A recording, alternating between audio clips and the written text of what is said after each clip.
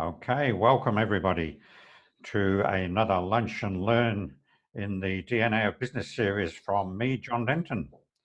And today it's my great pleasure to have friend and colleague Mikw here on the call for us.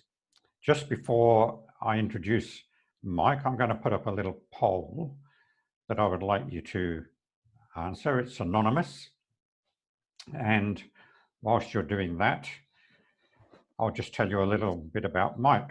I've known Mike for many years now through National Speakers Association, which is now Professional Speakers Association in this country. And Mike's a really fascinating guy because he does some, what I think are crazy things. And he's one of those guys who, the more you get to know him, the more fascinating things you find out about him. So I'm going to read from something that I copied off Mike's website. So it says, Mike has survived several life-threatening survival situations on the ocean, in tropical jungles, in raging white water, and extended sea kayak journeys. Must be a very unlucky guy.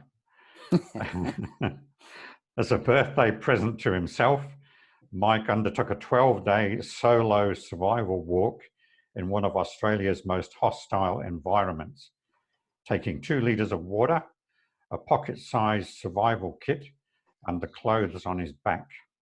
Mike put his survival skills to the test, sourcing all his food and water off the land, and loved the experience. As I said, Mike's a bit different.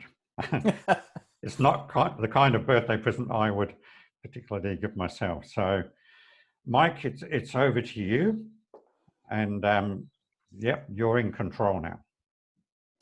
Thanks very much, John, and thanks for joining us on the call. I like the way that you're still describing this as lunch and learn, John. I want to know where my lunch is. It hasn't arrived yet. Oh, they're BYO, didn't I tell you that?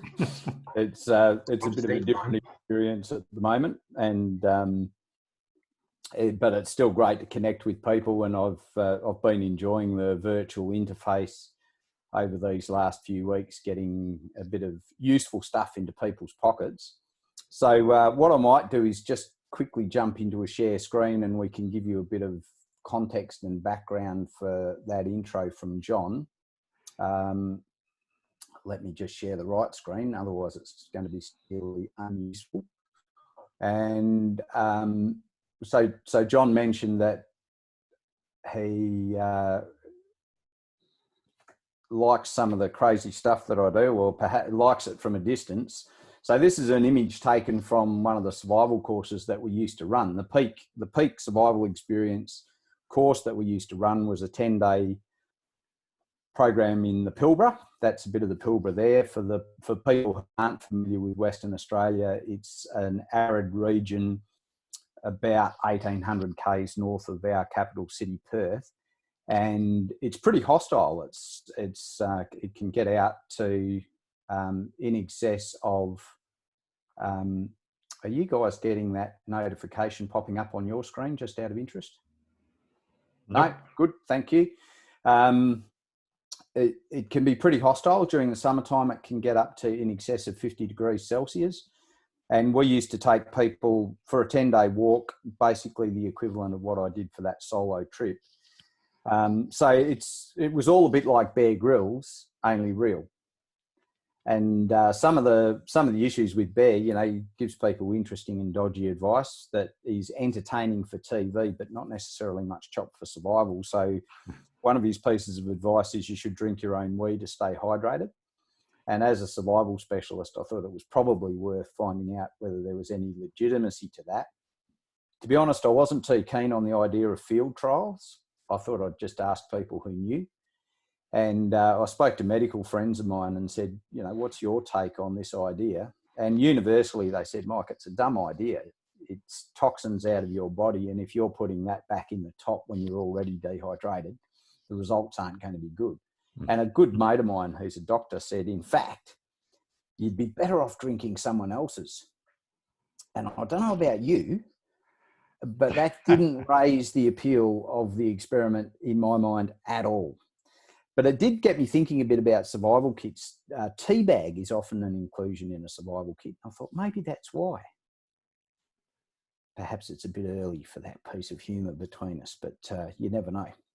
One bag of sugar. Do you want sugar with that? So that was an experience that that we would take people on. And normally by the time I've said a little bit about that, it divides the audience roughly into thirds. So there's a third of you who are probably going, fantastic. As soon as isolation is over, I'd love to sign up for an experience like that. There's probably a third of you who are going, just never let me anywhere near the bush with this lunatic, keep me as far from him as possible. And there's probably about a third of you who are going, well, what's that got to do with us in our world of business and life and work? Because I'm never likely to get myself in the kind of situation where I'm lost or stranded in the outback.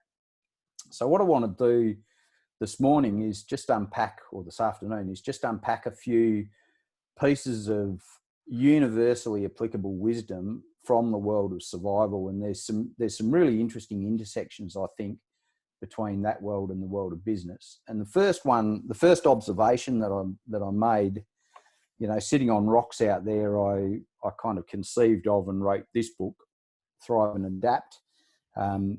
And it's essentially a set of tools for people under pressure, individually and to a small degree collectively. So the first observation in that is that there's circumstances that we face and there's the response that we have to them. And if you've been on the planet and with your eyes open for any amount of time, you know that the circumstances don't drive the response. And we're seeing that on steroids at the moment, as we face a situation that's had, probably for the first time in our living memory, a genuine and tangible impact on literally every single person on the planet. And it's rare that we, in a set of circumstances like that, we often face challenge individually or as a family or as a business. It's a pretty much 1 in 100-year kind of event where globally we face that. And you can see in this circumstance, there's some people who are looking at opportunity. There's some people that are in an absolute tailspin going, I don't know what I'm going to do about this. Some of that depends on how well they're equipped to handle short-term duress. So, your state of finances, the state of your family, the state of your house, the state of your work, the likely future of that all has an impact, of course. And if you're directly sick or dying as a result of this disease, well, that's a whole other level of impact. But you can clearly see this distinction between the circumstances we face and people's response. And there's a fascinating area of research in psychology. This book's probably the best summary of it. It's called The Survivor Personality by a guy called Al Siebert. And he started this piece of thinking, which was to look at people under duress across a whole range of circumstances. So they examined medical situations where people had been given really dire medical diagnoses. They looked at prisoners of war. They looked at people lost or stranded in the outback. They looked at relationship breakdowns. They looked at business failures. And they said there's a group of people across this range of human experiences where our backs are to the wall that outperform the crowd. They do better than the average. And they seem to almost have an uncanny ability to stack the deck in their favour when they're under duress. So he got fascinated about that. What's the traits that show up in those people? And I'd like to share a few of those with you today. I'd preface this with, broadly fits into the realm of psychology and resilience and well-being. And I'd preface some of this with saying that a few organisations have come to me over this period and said, can you help us build resilience in our organisation? And that's a bit like grabbing a battery-powered drill where you've got to drill one hole and the battery's flat. It ain't going to work. You've got to charge the battery first. Trying to build resilience in the midst of crisis is a very, very difficult thing to do. And in fact, it probably compounds the stress that people are already facing because it adds over the top of whatever the circumstantial stress is, an element of stress about I should be able to deal with this better than I am. And, you know, it's a bit like a bank. You kind of need to have the battery charged before you need it. That said, if you're reasonably resilient already, either as an individual, a family, or an organisation, times of trial can actually enhance our resilience, because it's an opportunity to test it. You know, a bit like courage. We don't get to test resilience until our back's to the wall.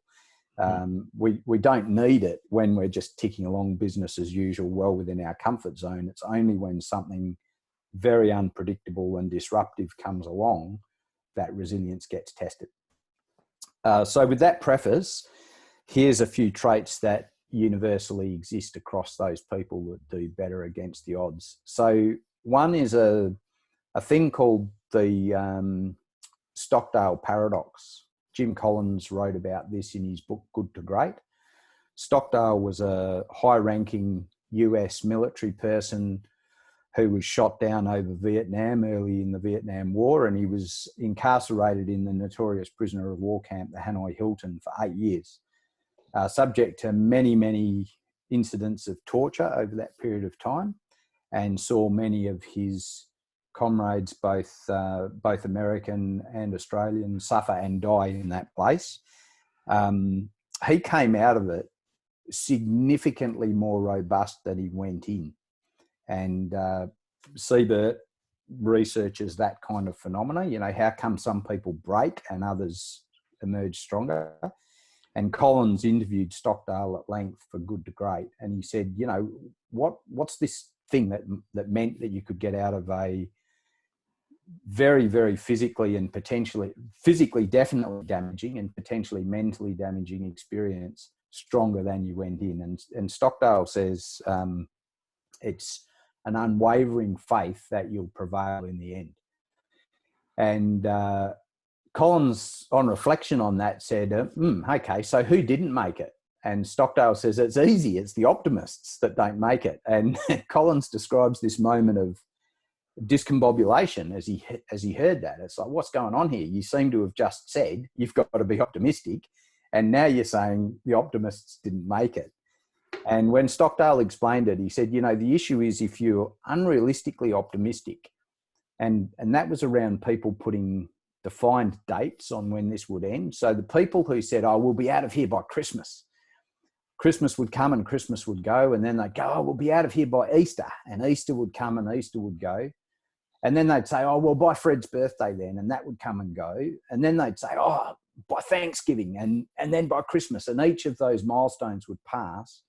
And with each one, there was an erosion of hope. And Stockdale says they literally died of a broken heart. Like they've become hopeless in that situation. And Collins stops him at that point and says, well, hang on a minute, I'm not understanding. And I'll read a quote directly because it's just a cracker.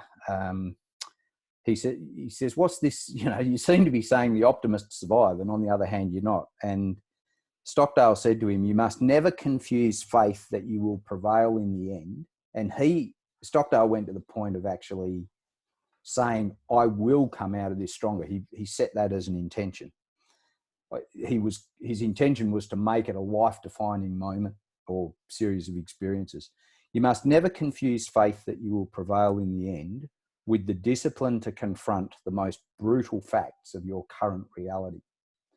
So there's this thing in the survivor personality where people don't sugarcoat what they're facing at all. There's no sense of, la, la, la, la, la, this doesn't apply to me.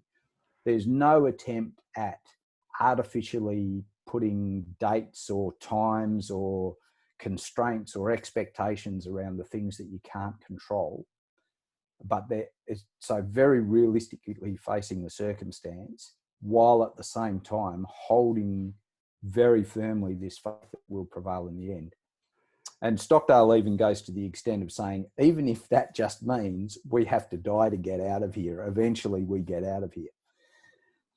So it's kind of brutal, that version of reality. But it's a really magical thing that people do to face and confront fully the circumstances they're in.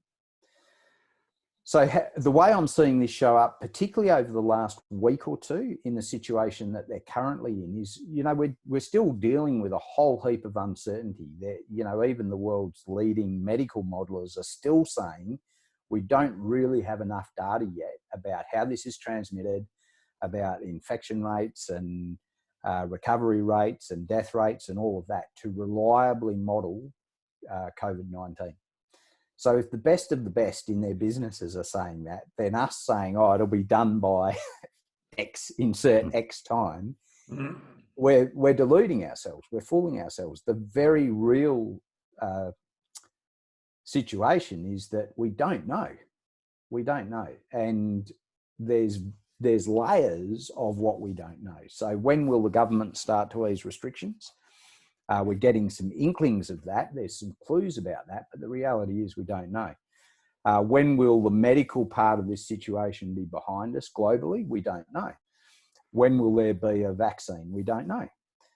When will the economy start to recover? When will we pay for some of the things that we're currently drawing on the bank for, you know, JobKeeper and things like that? How will we pay for them? We don't know. So there's a power in acknowledging what we don't know and then saying, okay, so what's within my control and what can I do about that? So I'd just like to, I'll go back to share screen. So this is the second piece, I guess. First is face the reality and hold this unwavering certainty. The second is to deal with the things that are within your ability to control. So I'm just going to hop back to a share screen here and just call up a blank one that we can draw on. Okay, you should have a white. Whoop.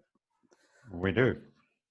And why are you not letting me draw on that? Just hang to. Here we go. Now we can sketch. So this was first talked about in a really cohesive way in Stephen Covey's book, 7 Habits of Highly Effective People. But it doesn't originate from him. The thinking actually goes way, way back to the Stoics, ancient Greece and Rome, and looking at the domains that we have to pay attention to if we want to live successfully. So the first domain is this inner circle, the things that we have control over.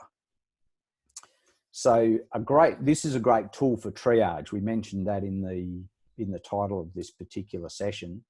So what can you control directly in the set of circumstances that you face, where you pull a lever and you know you're going to get a result? So you can divide that into work and personal. And I think, you know, in the personal arena, it's things like I know I can get good sleep. I can look after myself from a nutrition point of view. I can keep exercising. I can look after my mental health and well-being via whatever tools I use for that. I can check and notice and adjust my attitude where I need to. They're all things that are within my control. As soon as I start trying to put dates and times and things on how long this will last, I'm actually attempting to control things that are actually outside my control. The next circle out is the circle of influence. So this is, you know, it's like control, but it's a bit more vague. So if I want John to do something, I can't directly control him, but I can have conversations with him. So we see this show up in delegation, when we're agreeing on principles of something. I can go, John, I'd like you to ask me this kind of question or introduce me in this kind of way. And John might do it or he might not. I don't directly control that. So we experience a heap of stress when we confuse that line between the two. If I feel like I should be able to control John and I have some expectation of that, or I feel like I should be able to control when this situation ends and I'm trying to play in that space, or I'm a perfectionist where I'm trying to make sure everything's polished to within an inch of its life, I will experience a heap of stress because I'm basically trying to control things that are outside of my direct control. And then the last circle here is the circle of concern. And that's things that we should be paying attention to. So, you know, for me at the moment, the circle of concern includes keeping a rough on how this thing is progressing, because I want to be aware of how it's moving, how it's changing, what the potential opportunities and threats are, both for me individually, but also for my business and my family. But I can't control or influence any of that. It's a bit like a storm coming in off the coast. If I'm out there in survival mode, then I need to know the storm's coming. What's in my control is finding shelter, staying warm, those kinds of things, but I'm not going to stop the storm. So it's being very, very clear about that distinction. As a model, I find it simultaneously liberating and a little bit scary, because usually the stuff that's directly within our control is a fairly small bucket. If we're feeling stressed or overwhelmed, a really great thing to do is just get right into that central circle and only play there. The influence one, we can look at as a choice. So what do I need to influence who? And because I recognize that I haven't got direct control over it, I can actually pick appropriate tactics for that. And, we could talk for an hour just purely about that, and maybe that's a topic for another day. So that's a massive piece of the territory. So for me, one of the big control, and it has a massive impact on headspace, is the flow of information. So it's been, ever since this thing started, a little bit like a fire hydrant with the lid ripped off. There is plenty of data, there's plenty of news, there's plenty of artificial stuff that's completely not real. There's plenty of stuff being passed on because it sounds good and gives an artificial sense of certainty. There's plenty of people really worried about what the big orange man in America is saying. There's all sorts of stuff that we can tap in, and if we strap ourselves into the news cycle too heavily, that'll do our head in. So for me, I'm very conscious about how and where I get my news, and also doing some stuff behind the scenes to confirm its validity. There's a bucket of research that says, and this is for the everyday situation, not specific to now, but I think it would have a multiplying effect right now, that says, the more news we watch, the more likely we are to describe our day as a bad day. It has a very direct and real impact on our existence. But obviously we need to be aware of what's happening around us. It's not a case of cutting ourselves off from that or denying that the situation that we're in is a genuine and real situation. So that's point 2, is that control what you can control. And the third thing that I'd like to share with you, that again is part of this survivor personality, is it's a response to a thing called negativity bias, which is hardwired into humans.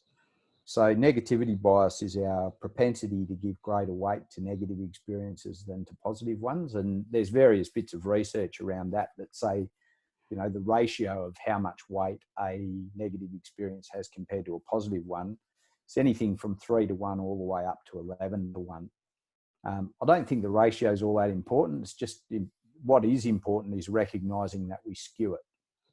So one of the most profound things that we can do, so how this shows up, of course, is that we look at the problems that are yet to be solved, the issues that we're facing, and they play on our mind. And that's actually been a survival strategy for humans, and it's been one of the things that's driven our evolution over the years, is that we have that propensity. We don't ignore the difficult stuff that's around us, and we get active in trying to fix it or lend some sort of progress to it. The challenge is it can also, particularly in a modern context, make us feel like we're not making any progress because we're noticing the big and negative stuff more than we're noticing the positive stuff.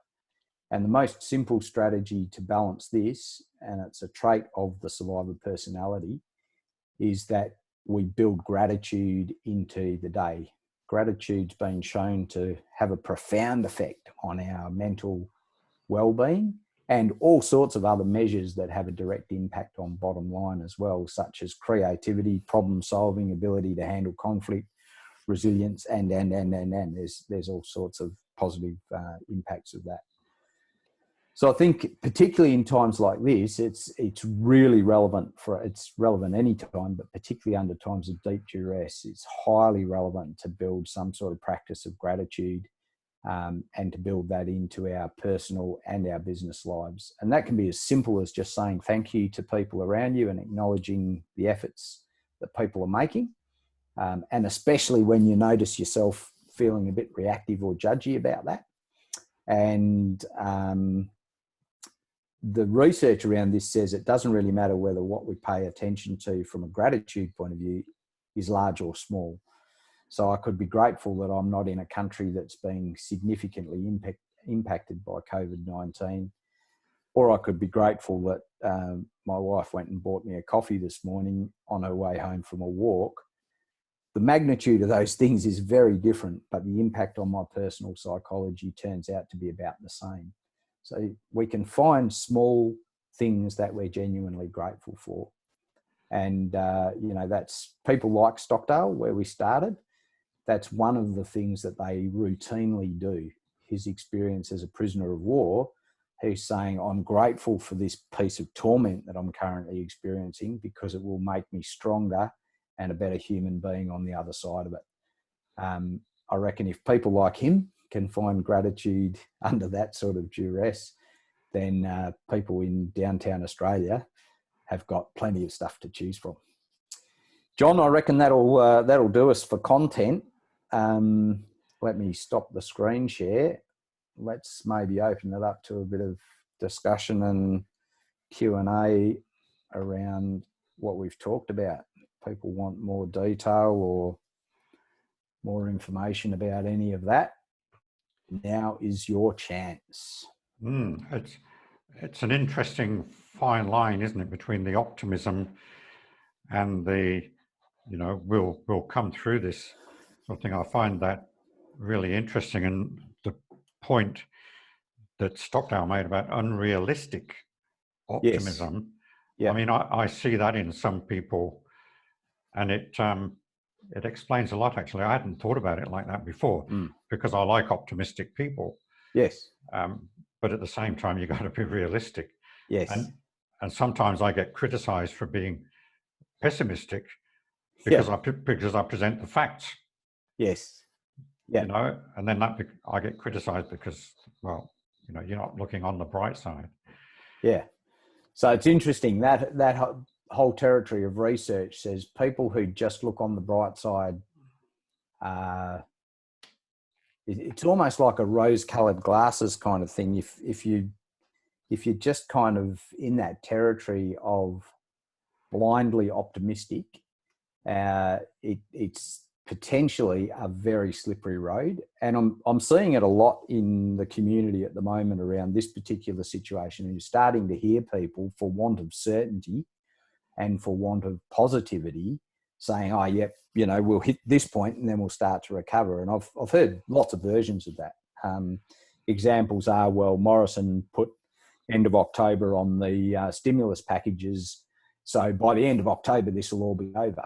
So, well, it might or it might not. We actually don't know. And it's a very different thing to dive into that as a possible scenario and to consider and plan what we would do if that turned out to be true, to holding it as a kind of a flag for some sort of positivity and certainty. That's a much more dangerous piece of territory. Yeah, interesting. Anyone else got a question for Mike about drinking urine or anything like that? I mean, Don't do it. Questions are Don't do it. It's a dumb idea. I don't have a question, but I've got an observation. Like, one of the things that we are saying here on Rottnest is that we feel that our role in this crisis is just to be grateful.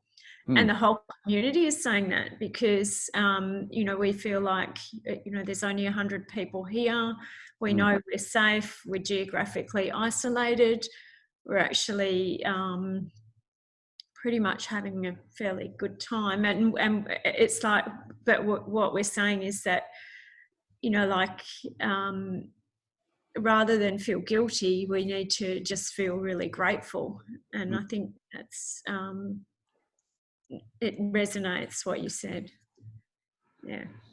Yeah, fantastic. And I think your point there about feeling guilty is a fairly key one. There's all sorts of ways that the psychology of this stuff can play out, and I think we're going to see some of that now that we're in the more sort of less acute and more drawn out phase of this thing.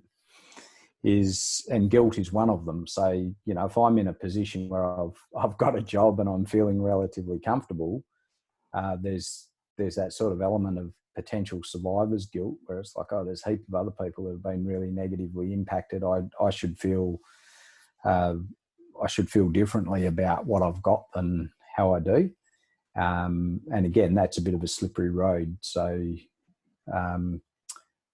one of the fundamental principles that we taught in survival is you are where you are, deal with it. You can't be anywhere else on the road, and other people's experience and journey will be different. And yeah, gratitude is a fantastic way to moderate some of that stuff. The challenge is on the days where we feel most assaulted for whatever reason. And, you know, I've had a few of these over the last couple of weeks where you look at the notion of gratitude and your tendency is to go, there's nothing I'm grateful for. And just somebody telling you this is one of the reasons why trying to build this stuff mid-crisis is really difficult. It just feels so patronizing and superficial if you don't already have this kind of built in as a bit of a routine in your life. For someone to come along while you're in the middle of a meltdown and go, you just need to be a bit more grateful, mate, and then you'll be right. Doesn't sort of sit well. You know, it's not the time to build that muscle or that habit. But if you've got it, hang on to it. It's a real life raft when things get turbulent. Okay. Anyone else got a comment or question for Mike? I've got a comment. This situation has forced me to sort of start doing things in my business that I probably would have procrastinated a bit more, like getting my website up and running and get the CRM going, start doing my marketing, because I was sort of being too complacent about business coming in. And now I'm able to sort of really get moving quickly on things. So it's a positive for me in a way. It sort of get me into survival mode and say, well, okay, what else can I do? And I've been looking at my business a bit more and sort of saying, well, what else can I do to get my business going better? And so that's what positive things I've been looking at. And when I look at the news, I think, okay, well, look at how other countries have been suffering, and I think, well, how lucky we are, and I am grateful for that. So, yeah, it makes me feel a whole lot better that we're in a country that's so, well, blessed in a way. It's just so that we are isolated in a way, and we can cope, and we're hopefully, if everybody adhering to the restrictions, we'll be coming out of this world quite well. So it's all good, positive stuff now.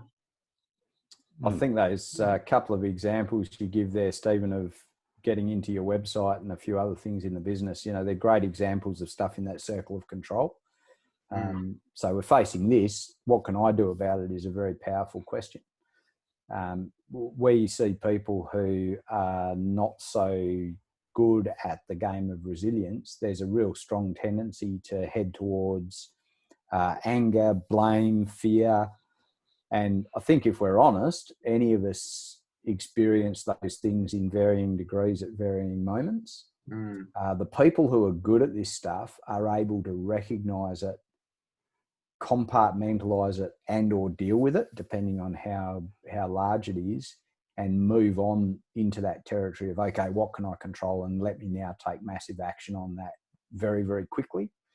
So I think a skill set we can practice and build, and it really is a lifetime of practice and building, in my view, is noticing that stuff, you know, the fear, blame, ego, anger, as it shows up, and get very, very good at working it through and or compartmentalizing it, depending on the length of play, and then just shifting into control and action. Yeah, it's interesting, the pressure thing. Many years ago when I did a whole lot of courses and workshops with Robert Kiyosaki before he became famous, he used to put us, I don't think he'd get away with doing it these days, but in the workshops he used to put us under a heck of a lot of pressure. In fact, it became so, it ended up on four corners. One of his workshops ended up on four corners in a very negative way. But anyway, he put us under pressure, and his sort of premise was that when you put things under pressure, they change. So if you want change, and he used the example of coal, he said, if you put enough pressure on coal, you end up with diamonds. Yeah. You know, because it's all carbon. But without the pressure, you don't get the diamonds. And so there was quite a whole lot of things around that. And I think from this, what we're going through at the moment, it's going to improve a lot of businesses. I mean, it's going to change things. It's going to hopefully improve a lot of things. But yes, there's going to be some collateral damage on the way through as well. But as you said, there are some things we can't control, and so we shouldn't try and It's stress over interesting that example, John, you know, and there's many from the current situation as well. I spoke to somebody last week who had been working on a 6-month implementation plan for an IT strategy in a global business, and they executed it in 2 days when this thing hit. Yeah, that's interesting. And you know, she said it's not well executed. There are holes, and there will be things that we have to kind of patch as we go. But kind of curious that we thought that before we were planning for it to take 6 months, and we thought that was an ambitiously quick time frame, and the pressure has meant we've been able to do it in 2 days. One of the challenges for us, I think, as we move into a more recovery focused mode, will be, you know, we won't be able to hold the expectation of speed of response that we've had in this immediate piece. There will be fatigue, there will be fractures, and, you know, if we're responsible for teams, part of our job will be actually bringing them back together and getting them into a state where they're feeling strong and aligned and capable again. But I think if we don't acknowledge that fatigue, and we try to use some of the experience of this sort of acute phase as too much of a lever, will break things. And that'll be a kind of delicate balancing act, you know, taking the learnings and the speed and capability that we've demonstrated to ourselves and carrying some of that forward into whatever the new normal looks like, without expecting us to sustain a level of acute crisis response. Yeah, it's going to be interesting times coming out of it. Mike, thank Sure you is. for your time and your insights and tips. How can people get in contact with you or find out more about what you do? So my website, mikhouse.com.au, is always a good spot. And I'm more than happy to take emails from people at mike@mikhouse.com.au. If you're interested, we're doing every Wednesday, 2 p.m. Perth time for the foreseeable future. We're doing about a 40-minute session on tools, tactics and tips for dealing with the current situation we're in. So feel free to sign up for that and join us live for those calls, or catch the recordings as we load them up. Yep, and I've been on some of those and they're excellent. You've had some great people on there, and the book. Yes, Thrive and Adapt. So that's tips, tactics and tools for leading and dealing with stress and pressure. And that's available through the website as well. Fantastic. All right, so I'm going to wrap up. In terms of myself, there will be a lunch and learn like this every 2 weeks. And the next one is we're going to have someone helping us to look at our digital footprint. You know, how big is your digital footprint, and is it working for you or against you? Because whether we like it or not, we've all got a digital footprint or an online presence of some sort. So that's going to be very interesting. And then we've got other lunch and learns coming up every fortnight. In terms of what I do with my mentoring groups for business owners and business ready for sale workshops, you can find on johndenton.com.au. So very easy website URLs, aren't they, Mike? Yeah. And the email is john@johndenton.com.au. So thank you everybody for being here and contributing. And as I say, this will be available on YouTube and podcast very soon.